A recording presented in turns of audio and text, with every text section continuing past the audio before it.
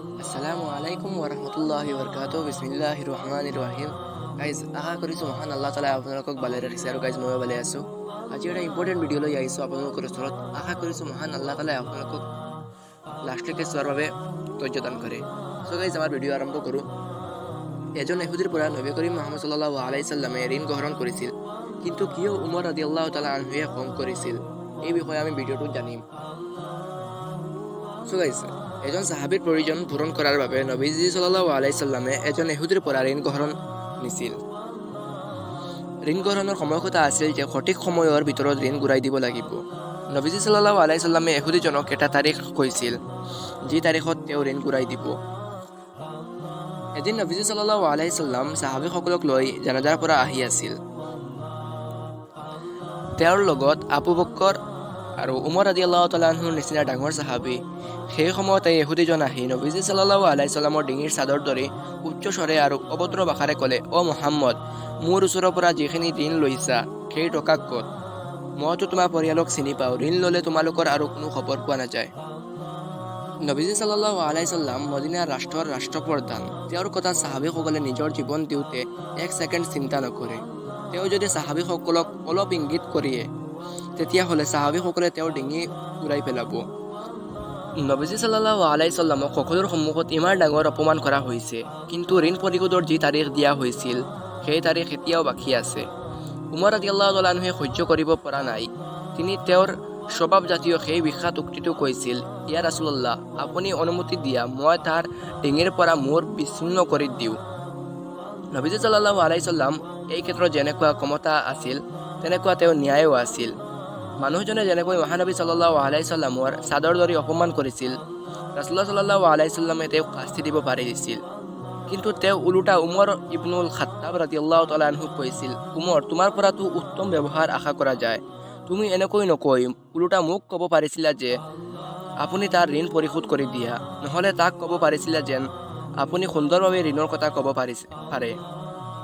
অসুন্দৰৰ উত্তৰ কেনেকৈ সুন্দৰভাৱে দিব লাগে সেই কথা নবীজী সাল্লাল্লাহু আলাইহি সাল্লামে উমৰ ৰাদিয়াল্লাহু তাআলা আনহুৰ লগত উপস্থিত সাহাবীসকলক শিকাই দিছিল। ইয়াৰ পাছত ৰাছূলুল্লাহ সাল্লাল্লাহু আলাইহি সাল্লামে উমৰ ৰাদিয়াল্লাহু তাআলা আনহুক নিৰ্দেশ দিলে যে উমৰ, তাৰ লগত যোৱা আৰু তাৰ ঋণ পৰিশোধ কৰাৰ পাছত তেওঁক আৰু ৩২ কেজি খেজুৰ দিবা, কাৰণ তুমি তাক ভয় দেখুৱাইছা। উমৰ ৰাদিয়াল্লাহু তাআলা আনহু ইহুদীক লৈ গ'ল, তাক তাৰ প্ৰাপ্য ঋণ পৰিশোধ কৰিছিল আৰু লগত ৩২ কেজি খেজুৰ দিছিল। ইহুদী একেবাৰে আচৰিত, সিটো প্ৰথম সময়ৰ আগত পইচা দাবী কৰিছে আৰু পাছত সকলোৰ সন্মুখত মহানবী মুহাম্মদ সাল্লাল্লাহু আলাইহি সাল্লামক অপমান কৰিছে। তাৰ পাছতো নবী কৰিম সাল্লাল্লাহু আলাইহি সাল্লামে তাৰ ঋণ পৰিশোধ কৰিলে আৰু লগত ৩২ কেজি খেজুৰ দিলে। সি সুধিলে, অতিৰিক্ত এইবোৰ কিয়? উমৰ ৰাদিয়াল্লাহু তাআলা আনহুৱে কৈছিল, কাৰণ মই তোমাক হুমকি দিছিলোঁ, সেইটোৰ কাফাৰাৰ বাবে নবীজী সাল্লাল্লাহু আলাইহি সাল্লামে এইখিনি দিবলৈ কৈছিল। এই কথা শুনি মানুহজনে ক'লে, উমৰ, তুমি কি মোক চিনি পোৱা? উমৰ ৰাদিয়াল্লাহু তাআলা আনহুৱে ক'লে, মই নাজানো তুমি কোন। মানুহজনে ক'লে, মই জায়েদ ইবনে চুনা। উত্তৰ শুনি উমৰৰ চকু কপালত উঠি গ'ল। জায়েদ ইবনে চুনা, মদিনাৰ সেই বিখ্যাত ইহুদী। উমৰ ৰাদিয়াল্লাহু তাআলা আনহুৱে তেওঁৰ কথা শুনিছিল, কিন্তু তেওঁ যেন সেই ব্যক্তি চিনি পোৱা নাছিল। জায়েদ ইবনে চুনাহে ক'লে, হয়, মই সেই ইহুদী। আমাৰ ধৰ্মগ্ৰন্থত অনুযায়ী মুহাম্মদ মুস্তাফা সাল্লাল্লাহু আলাইহি সাল্লাম নবী হোৱাৰ যিমানখিনি ভৱিষ্যৎবাণী আছে সেই সকলোবোৰ গুণ মুহাম্মদ সাল্লাল্লাহু আলাইহি সাল্লামৰ ভিতৰত আছে। অকল দুটা বিষয়ৰ পৰীক্ষা কৰাৰ বাকী আছিল। সেই দুটা হ'ল, মুহাম্মদক কোনোবাই খং উঠালে তেওঁ সহনশীলতা দেখুৱাব, আৰু কোনো মূৰ্খই তেওঁৰ ওচৰত আহি মূৰ্খৰ দৰে আচৰণ কৰিলে তেওঁ ওলোটা মূৰ্খৰ লগত ভাল ব্যৱহাৰ কৰিব। জায়েদ ইবনে চুনা নবীজী সাল্লাল্লাহু আলাইহি সাল্লামৰ মাজত এই দুটা গুণ দেখিছিল।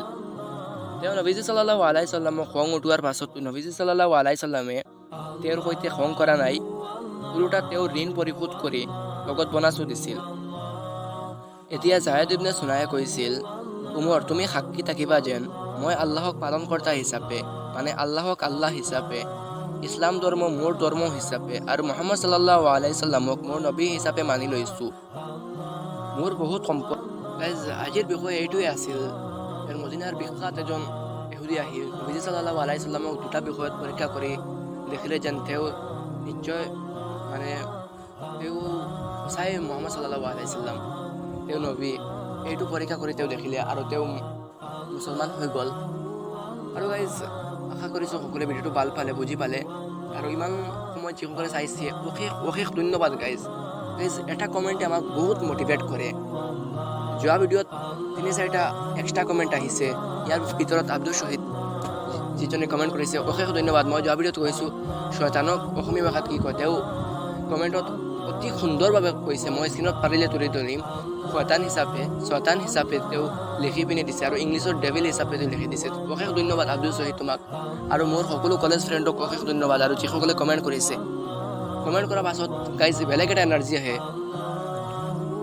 গাইজ আশা কৰিছোঁ সকলোৱে কমেণ্ট কৰিব, লাইক কৰিব, ছাবস্ক্ৰাইব কৰিব। ইমান সময় মোৰ অশেষ অশেষ ধন্যবাদ। গাইজ আজিলৈ ইয়ালৈ থাকক, ভালে থাকিব, সুস্থ থাকিব, আল্লাহ হাফিজ।